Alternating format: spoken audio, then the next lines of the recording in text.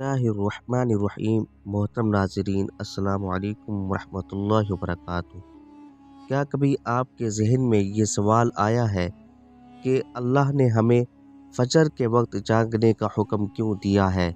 क्या फ़जर का वक्त सिर्फ़ अनकरीब पढ़ने का वक्त होता है?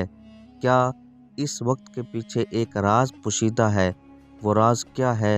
इस राज को जानने के लिए ज़रूरी है कि हम पहले नमाज के बारे में जानें, जो हम पर दिन में 5 मरतबा फ़र्ज़ की गई है। और ये 5 नमाज़ें किस तरह फ़र्ज़ हुईं, इसके पीछे भी एक शानदार वजह है, जिसका मुज़ाहरा सफ़रे मेराज में उस वक्त हुआ जब हज़रत मुहम्मद मुस्तफ़ा सल्लल्लाहु अलैहि वआलिहि वसल्लम अल्लाह से मुलाकात के लिए वक्त के इंतहाई मुख्तसर हिस्से में 7वें आसमान से भी आगे तशरीफ़ ले गए थे।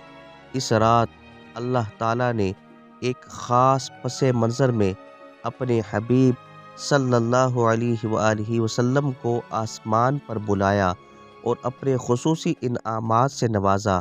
इस मुबारक सफ़र में अल्लाह ताला ने अपने क़ुर्ब ख़ास से नवाजा, अंबिया कराम से मुलाकातें करवाई, जन्नत जहन्नम का मुशाहदा करवाया गया और नेकियों के अजर व सवाब और बुरों के अंजाम व अज़ाब का नज़ारा करवाया गया। इस अजीम सफ़र में बहुत से इनामात से नवाजा गया, जिनमें एक ख़ास इनाम उम्मत के लिए नमाज का तोहफ़ा भी है और क़यामत तक के लिए इंसानों को अपने माबूद और खालिक से करीब तर करने का अजीम तोहफ़ा और इबादत यानी नमाज इसी सफ़र में अता की गई। मेराज की रात जब आप सल्लल्लाहु अलैहि वसल्लम को अल्लाह ने 50 नमाज़ों का हुक्म दिया, तो हज़रत मूसा अलैहिस्सलाम के कहने पर आपने अल्लाह से 50 नमाज़ों में नरमी की दरख्वास्त की। और ऐसा कई बार हुआ, यहाँ तक कि अल्लाह ने उम्मत मुहम्मदी सल्लल्लाहु अलैहि वसल्लम के लिए दिन में 5 नमाज़ों का हुक्म दिया, जिसके बाद भी हज़रत मूसा अलैहिस्सलाम ने आप सल्लल्लाहु अलैहि वसल्लम को 5 नमाज़ों में कमी के लिए अल्लाह के पास एक बार फिर जाने का मशवरा दिया। लेकिन तब आप सल्लल्लाहु अलैहि वसल्लम ने फरमाया कि मैंने अपने रब से कई मरतबा दरख्वास्त कर ली है, यहाँ तक कि अब मुझे हया आ गई है और अब मैं राज़ी हूँ और इस हुक्म को हर तरह से तस्लीम करता हूँ। हर नमाज पढ़ना ज़रूरी है और यकीनन आपके लिए भी नमाज़ों में सबसे ज़्यादा मुश्किल नमाज फ़जर की नमाज होगी, जिसमें नींद का गलबा इस कदर होता है कि इंसान मुश्किल उठ पाता है। लेकिन दिन के इस ख़ास हिस्से में जो राज पोशीदा है, इसे जब आप जानोगे तो यकीन करें आप फ़जर की नमाज कभी छोड़ना नहीं चाहेंगे। जहाँ नमाज फ़जर के कुछ फ़ज़ाइल समात फरमाएँ। चुनाचे 5 नमाज़ों में से सबसे अहम नमाज फ़जर की नमाज है।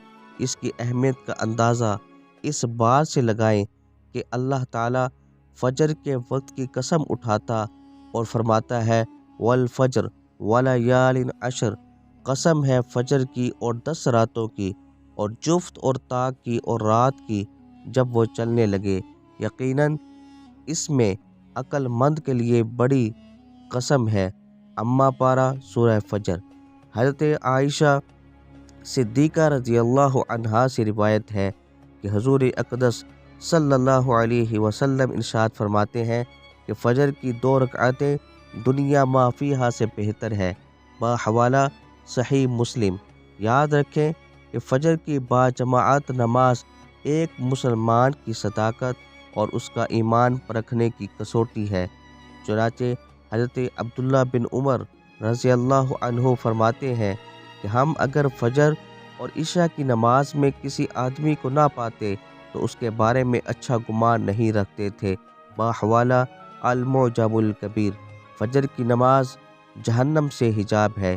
जनाब रसूलुल्लाह सल्लल्लाहु अलैहि वसल्लम ने फरमाया, जो शख्स सूरज निकलने से पहले और सूरज डूबने से पहले की नमाजें यानी फ़जर और असर पढ़ता है, वो हरगज़ جہنم کی آگ میں داخل نہیں ہوگا۔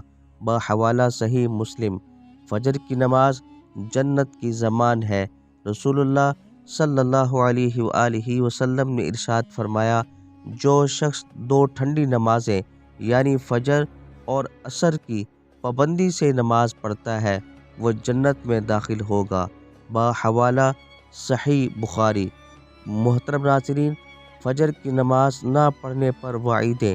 حضرت عبداللہ رضی اللہ عنہ سے روایت ہے کہ جناب رسول اللہ صلی اللہ علیہ وآلہ وسلم کے سامنے ایسے شخص کا تذکرہ کیا گیا جو صبح ہونے تک سوتا رہتا تھا، یعنی فجر کی نماز ادا نہیں کرتا، تو آپ صلی اللہ علیہ وآلہ وسلم نے ارشاد فرمایا، ایسے شخص کے کانوں میں شیطان پیشاب کرتا ہے۔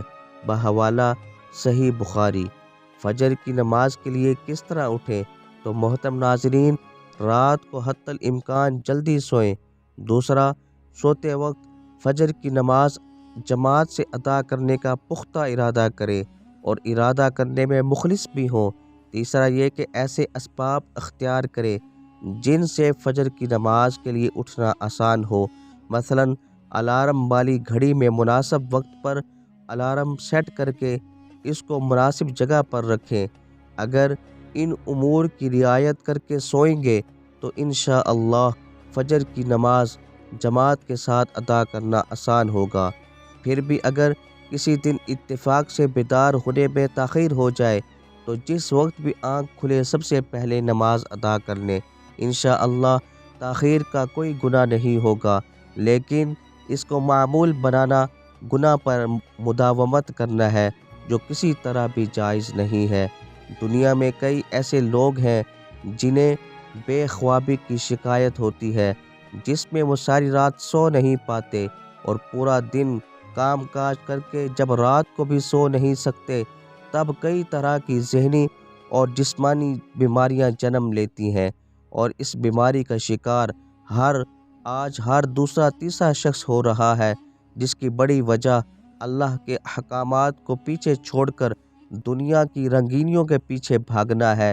ساری رات جاگنے کے بعد فجر کے قریب کچھ دیر نیند آ جاتی ہے، لیکن وہ نیند جسم پر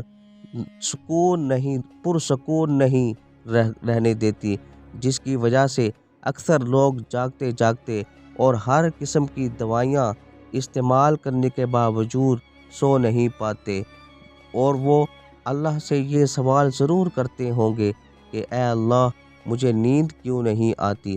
آخر کیا وجہ ہے؟ بہت کم لوگ ہوتے ہیں جو اس کیفیت میں اپنے اندر پیدا ہونے والی اس آواز کو سن پاتے ہیں جس میں ان سے کہا جاتا ہے کہ بستر سے نکلو، نماز پڑھو، اللہ کا ذکر کرو، اور یقین کریں جو لوگ اس آواز کو سن پاتے ہیں اور اس پر عمل کرتے ہیں انہیں تا حیات کبھی بھی بے خوابی کی شکایت نہیں ہوگی۔ اس حوالے سے ایک صوفی نظم ہے جسے ایک امریکی مسلم نے ترجمہ کیا ہے، جس کا ٹائٹل ہے دوبارہ مت سو جانا۔ صبح کی ٹھنڈی ہوائیں ایک راز لاتی ہے تمہارے لیے، دروازہ مت سو جانا۔ خود سے پوچھو تم کیا چاہتے ہو، دوبارہ مت سو جانا۔ لوگ دروازے کی چوکھٹ سے آ جا رہے ہیں، جہاں 2 دنیائیں ملتی ہیں، وہ دروازہ گول اور کھلا ہے، دوبارہ مت سو جانا۔ اس نظم میں بیان کردہ دروازہ ہماری دنیا اور اس دوسری دنیا کا ہے جہاں سے فرشتے ہر صبح اور شام کو اترتے ہیں، جن کا ذکر اس حدیث پاک میں ملتا ہے جس میں آپ صلی اللہ علیہ وآلہ وسلم نے فرمایا ہے کہ رات اور دن میں فرشتوں کی ڈیوٹیاں بدلتی رہتی ہیں، اور فجر اور عصر کی نمازوں میں ڈیوٹی پر آنے والے اور رخصت پانے والوں کا اجتماع ہوتا ہے۔ پھر تمہارے پاس رہنے والے فرشتے جب اوپر چڑھتے ہیں تو اللہ تعالیٰ ان سے پوچھتا ہے، حالانکہ وہ ان سے متعلق زیادہ اپنے بندوں کے بارے میں جانتا ہے، کہ میرے بندوں کو تم نے کس حال میں چھوڑا؟ تو وہ جواب دیتے ہیں کہ ہم نے جب ان کو چھوڑا تو وہ فجر کی نماز پڑھ رہے تھے، اور جب ان کے پاس گئے تب بھی وہ عصر کی نماز پڑھ رہے تھے۔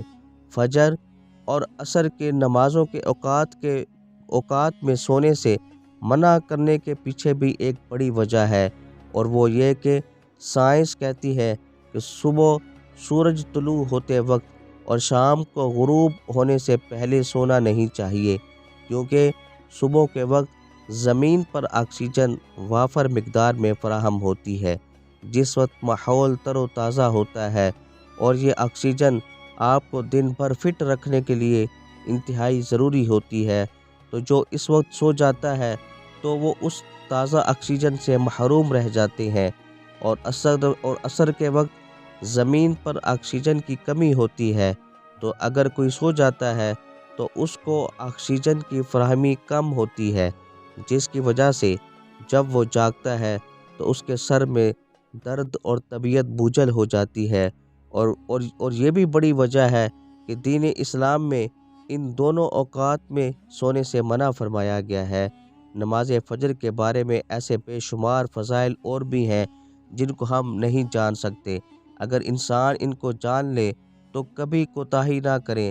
رسول اکرم صلی اللہ علیہ وآلہ وسلم کا فرمان ہے، اگر وہ عشاء اور فجر کی فضیلت کے بارے میں جان لیں تو وہ ضرور ضرور ان نمازوں میں حاضر ہوں گے، چاہے ان کو خود کو گھسیٹتے ہوئے ہی آنا پڑے۔